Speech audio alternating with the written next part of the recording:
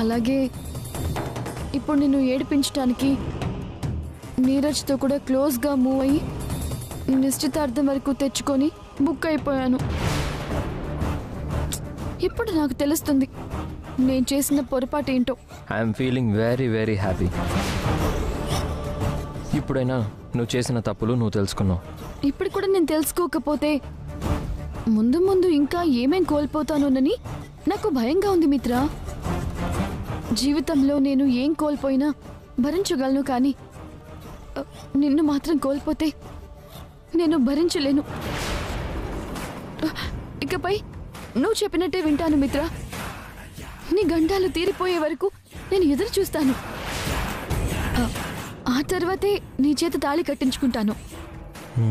మరి నీరజ్తో నీ పెళ్లి సంగతి ఏంటి? దాందేముంది మిత్ర, ఏదో ఒక విధంగా చెప్పి ఆ పెళ్లి నుంచి తప్పించుకుంటాను. నువ్వు ఇలా మాట్లాడుతూ ఉంటే నాకు ఎలా ఉందో తెలుసా మనీషా? కొండంత బరువు చిటికెలో నా గుండెల్లో నుంచి దించేసినట్టుంది.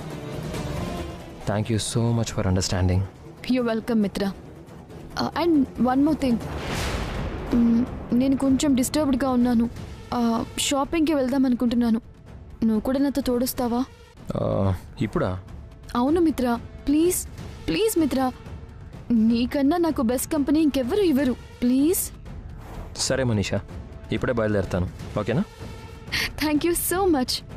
ఓకే మిత్ర గారు, coffee. Thank you Lakshmi. Coffee ఎలా ఉంది? ఎప్పట్లాగే అద్భుతంగా ఉంది.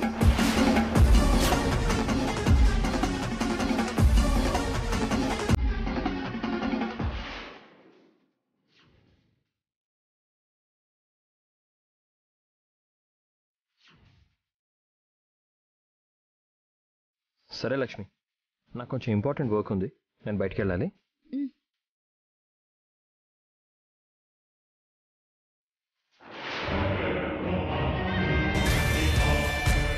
లక్ష్మిని నా సొంతం చేసుకోవడానికి ఒక్క అవకాశం కూడా రావట్లేదు.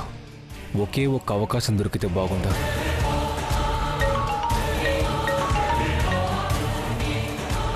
హలో మనీషా, నేను బయలుదేరుతున్నాను. ఇంకో 15 మినిట్స్లో సుజాత షాపింగ్ కాంప్లెక్స్ దగ్గరికి వచ్చేస్తాను.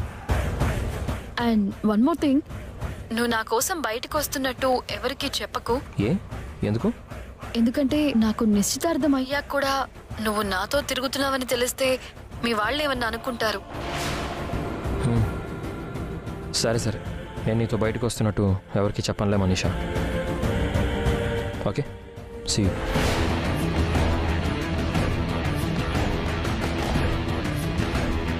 ఈ మిత్రగాడికి ఆ మనీషాకి మధ్య మ్యాటర్ చాలా ఉంది.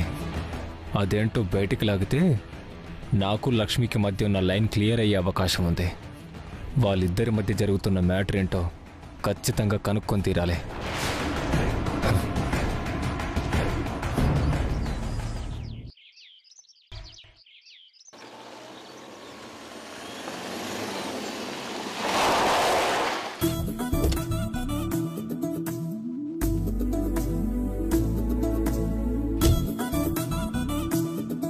ఇక నేను వెళ్ళాలా? నా చిరిగిపోయిన బ్యాగ్ గురించి చాలా కష్టపడ్డావు కదా. కాఫీ కూడా ఇవ్వకుండా పంపిస్తే ఏం బాగుంటుంది? లోపలికి రా. ఇంతకుముందు ఇట్నుంచిటే పొమ్మనేదానివి, ఇప్పుడేంటి లోపలికి రమ్మంటున్నావు? నా చిరిగిపోయిన బ్యాగ్ తెచ్చిచ్చావని కొంచెం కృతజ్ఞతా భావంతో రమ్మన్నాను. అంతకు మించి ఏమీ లేదు సార్. తమరు దయచేయండి. రాకపోతే ఫీల్ అవుతావేమోలే, వస్తా.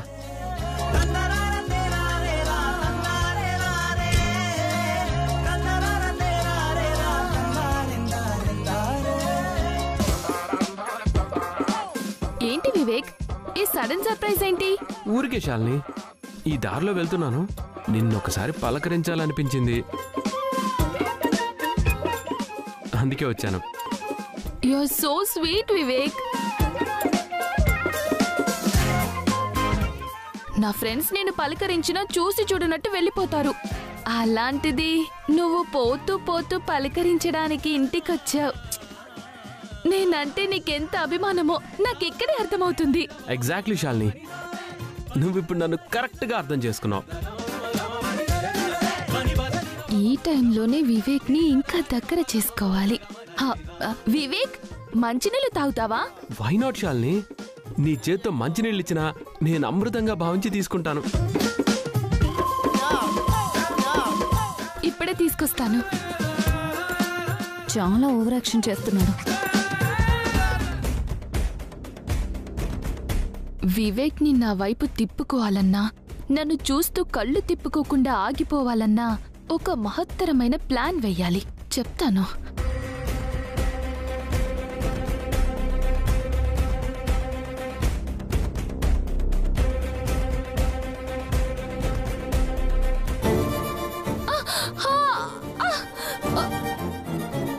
ఇంత ఓవర్ యాక్షన్ చేస్తుంది. ఇదంతా వివేక్ ని దగ్గర చేసుకోవడానికి అనుకుంటా.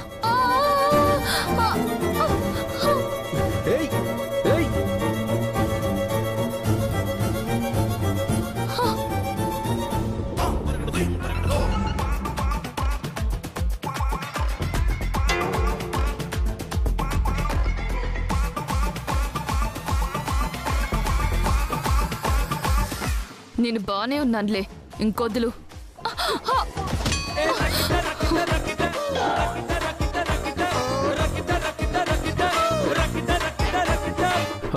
శాలిని, నీకేం కాలేదు కదా?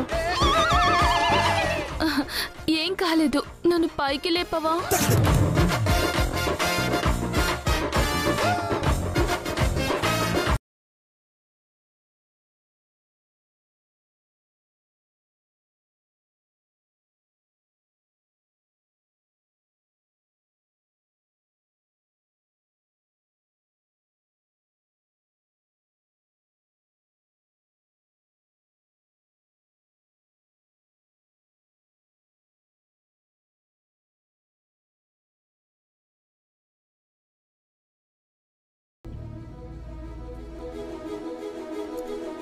తీసుకోండి అత్తయ్య గారు.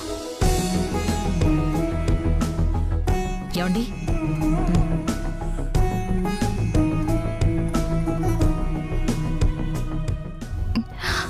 తాతయ్య గారు నమస్కారం. నమస్కారం. కూర్చోండి. ఎలా ఉన్నారు తాతయ్య గారు? మేం బాగానే ఉన్నాం లక్ష్మి. తాతయ్య, మీకు కూడా కాఫీలు తీసుకొస్తాను. వద్దమ్మా, వచ్చేటప్పుడు తాగే వచ్చాం.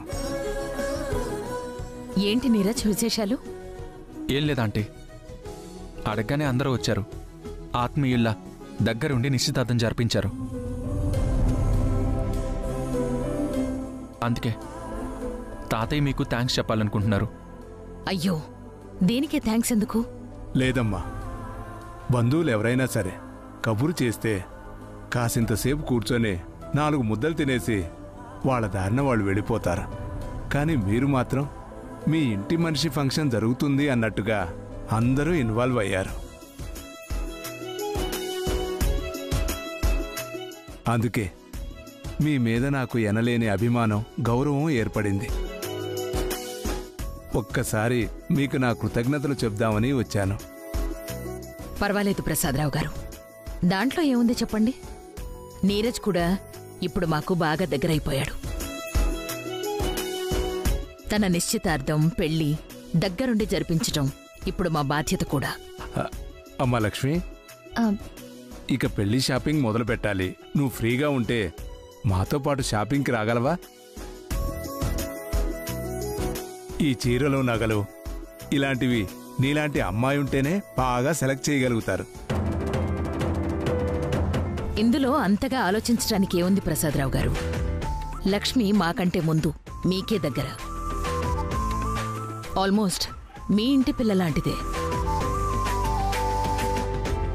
నీరజ్ పెళ్లి పనులు దగ్గరుండి చూసుకుంటుంది. ఏమంటావు లక్ష్మి?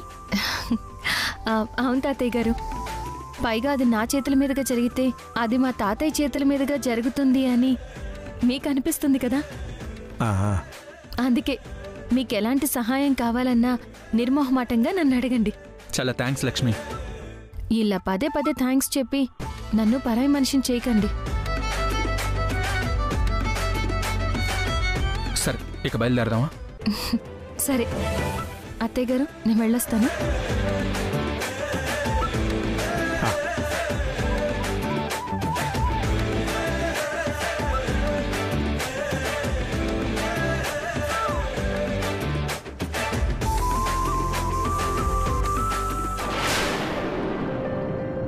ఏమైంది నీరజ్? ఏం లేదు లక్ష్మి, ఉదయం బాత్రూంలో జారిపడ్డాను. అప్పటి నుంచి చెయ్యి కొంచెం నొప్పిగా ఉంది. డ్రైవింగ్ చేయడం కూడా కొంచెం కష్టంగానే ఉంటుంది. మరి ఆ మాట ముందు చెప్పవేంటి? సరే, నువ్వు డ్రైవింగ్ చేయకు. మా డ్రైవర్ అమిత్ సింగ్ ఉన్నాడు కదా, తనని తీసుకుని వెళ్దాం. ఏమంటావ్? సరే లక్ష్మి. అమిత్ సింగ్, అమిత్ సింగ్! మేడం. ఏంటి మేడం? బయటికి వెళ్ళాలి. నీరజ్ కార్తీవా? సరే మేడం. పదండి.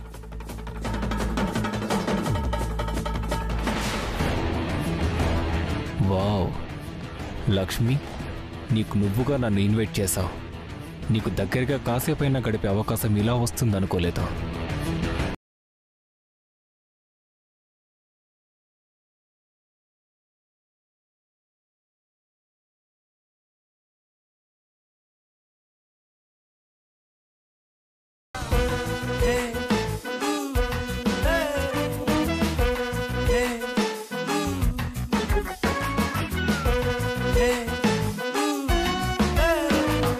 హలో, ఏంటి పాలకడిలో శ్రీ మహావిష్ణువులా అలా పడుకున్నావు?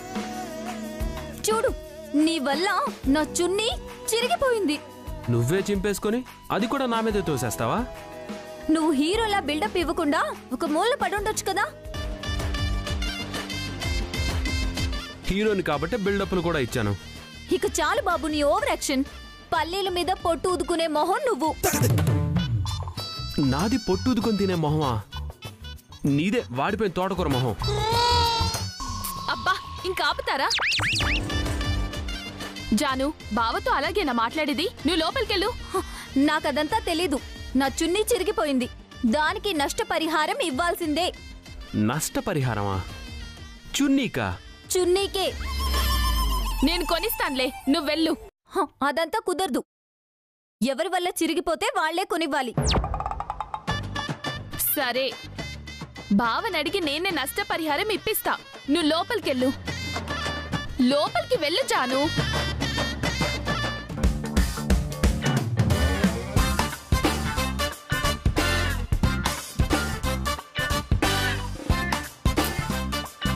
నువ్వు కూర్చో బావా.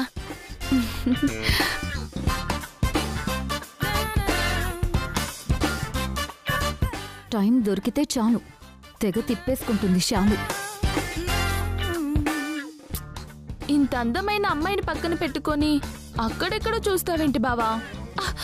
అబ్బా, అలా కొంటెగా చూడకు బావా, నాకు సిగ్గేస్తుంది. ఏంటి, నా చూపుల్లో నీకు కొంటెతనం కనిపించిందా? అవును, కళ్ళతోనే కొరికి తినేలా చూస్తున్నావు. దీని ఆశలో తట్టుకోలేకపోతున్నాను. నువ్వలా కొరికినట్టు చూసినప్పుడల్లా నా ఒంటికి కితకితలు పెడుతున్నట్టుంది తెలుసా? సిచ్యువేషన్ కొంచెం తేడాగా ఉంది. వెంటనే ఇక్కడ నుంచి జంప్ అయిపోవటం బెటర్. ఇంకా ఎలా ఉంటుందంటే, చాలు చాలు, మిగిలిన ఫీలింగ్స్ నెక్స్ట్ మీటింగ్ లో చెప్తూ గానీ ఇప్పటికే ఎక్కువైపోయి వింటుంటే డోకొచ్చేలా ఉంది. ఏంటి, నా ఫీలింగ్స్ వింటుంటే నీకు డోకొస్తుందా?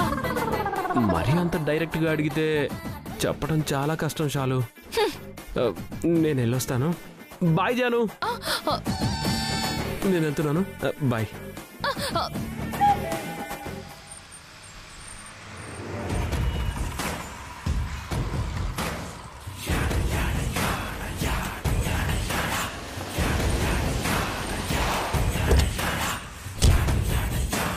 హాయ్ మిత్ర. హాయ్ మనీషా. ఇంకా టైం పడుతుందేమో అనుకున్నాను. ఎందుకో ఈరోజు త్వరగా వచ్చి నీకు సర్ప్రైజ్ ఇద్దామనిపించింది. ఓ, సార్కి హఠాత్తుగా అంత మంచి బుద్ధి ఎందుకు కలిగిందో? ఏం లేదు మనీషా, నువ్వు మన పెళ్లి గురించి గొడవ చేయడం లేదు, నీరజ్తో జరిగిన నిశ్చితార్థం క్యాన్సిల్ చేసుకుంటాను అన్నావు. సడన్గా నీలో చాలా మార్పు వచ్చింది. ఆ మార్పు నాకు నచ్చింది. అందుకే నీకు నచ్చినట్టు ఉండాలని నేను కూడా ఫిక్స్ అయ్యాను. థ్యాంక్ యూ సో మచ్ మిత్ర, సో స్వీట్. అప్పుడప్పుడు నేనే ఆ స్వీట్ని బిటర్ చేస్తూ ఉంటాను కదా. ఇట్స్ ఓకే మనీషా, ఇలాంటివి జరుగుతూనే ఉంటాయి. కానీ తర్వాత రియలైజ్ అవ్వడం ఇంపార్టెంట్. రియలైజ్ అవ్వడం నేర్చుకుంటే ఎలాంటి రిలేషన్షిప్ బ్రేక్ అవ్వదు. బ్రేక్ అయిపోతుందేమో అనే ఇన్సెక్యూరిటీ కూడా కలగదు. యూఆర్ రైట్ మిత్ర. సరే, నీకు మంచి మంచి డ్రెస్సెస్ తీస్తాను, పద. వాటితో పాటు పట్టు చీరలు, మంగళసూత్రం, ఇంకా చాలా తీసుకోవాలి. అవన్నీ ఎందుకు మనీషా? ఏం లేదు మిత్ర, అమ్మవారికి పూజ చేస్తే ఇంట్లో కాస్త మనశ్శాంతిగా ఉంటుందని పంతులు గారు మామ్కి చెప్పారట. నాకు కూడా చేయాలి అనిపించింది. ఆ పూజ కోసమే ఇవన్నీ. సరే అయితే పద. ఇప్పుడు మనం కొనబోయేవన్నీ పూజ కోసం కాదు మిత్ర, మన పెళ్లి కోసమే. నీ చేతులతోనే మన పెళ్లికి కావాల్సినవన్నీ కొనిస్తాను. అది నీకు తెలియదు, రేపు ఫ్రెష్గా మన పెళ్లి జరిగేటప్పుడు తెలుస్తుంది.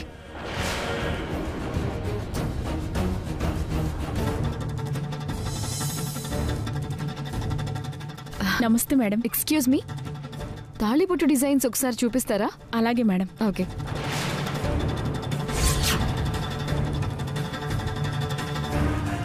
మనీషా, ఏంటి మిత్ర? అమ్మవారి పూజ అన్నావు కదా, మరి పూజకి తాళిబొట్టు ఎందుకు? ఈ పూజ చాలా ప్రత్యేకమైంది మిత్ర. మనకున్న సమస్యలన్నీ తీర్చేస్తుందట. ఇక ఎప్పుడు ఏ సమస్య రాకుండా చేసే పూజ. అందుకే ఈ పూజలో అమ్మవారికి తాళిబొట్టు కట్టి మరీ పూజ చేయాలట. ఓకే.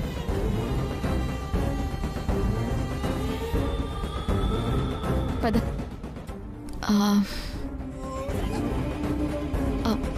మిత్ర, ఇందులో ఏది బాగుందో నువ్వే సెలెక్ట్ చేయి. వీటి గురించి నాకేం తెలుస్తుంది చెప్పు. తెలీదు అనుకుంటే ఏది తెలీదు. తెలుసుకోవాలి అని మొదలు పెడితే అన్నీ తెలుస్తాయి. ఒక పని చెయ్యి, ఒక్కొక్కటి తీసి నా మెళ్ళో ఉంటే ఎలా ఉంటుందో చూద్దాం. నా మెళ్ళోకి ఏది బాగుంటుందో అదే సెలెక్ట్ చెయ్యి. సింపుల్, ఈజీగా అయిపోతుంది కదా. అవును మనీషా.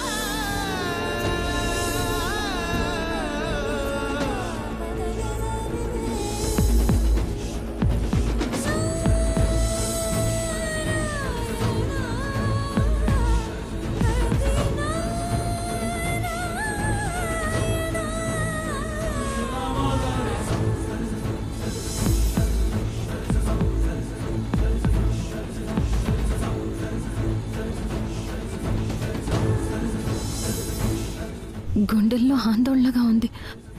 ఒక పక్క కుడి కన్ను అదురుతోంది. ఏదో అపశకనం ఎదురవుతున్నట్టు.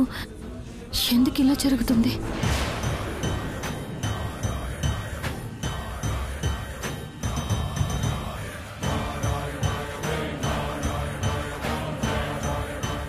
ఇదైతే నీకు కరెక్ట్గా సూట్ అవుతుంది మనీషా.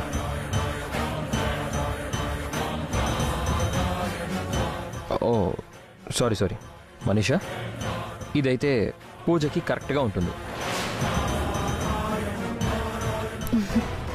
పొరపాటున అన్నావనుకున్నా. కరెక్ట్గానే చెప్పావు మిత్ర. ఇది పూజకి కాదు, నా మెడలో నువ్వు కట్టడానికి. నువ్వు నా మెడలో కట్టబోయే తాళిని నీ చేత్తోనే కొనిపించాను. అలాగే రేపు నీ చేత్తోనే కట్టించుకుంటాను. ఏం ఆలోచిస్తున్నావు మనీషా? ఏం లేదు మిత్ర,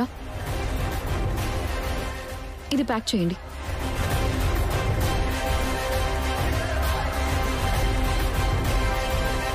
లక్ష్మి, ఆర్ యూ ఓకే? ఎందుకు అలా ఉన్నావు? ఏం లేదు నీరజ్. ఇంతకీ ఏ షాపింగ్ మాల్కి వెళ్తున్నావు? ఇక్కడ సుజాత షాపింగ్ మాల్లో బట్టలు బాగుంటాయని విన్నాను, అక్కడికి వెళ్దాం. ఆహా.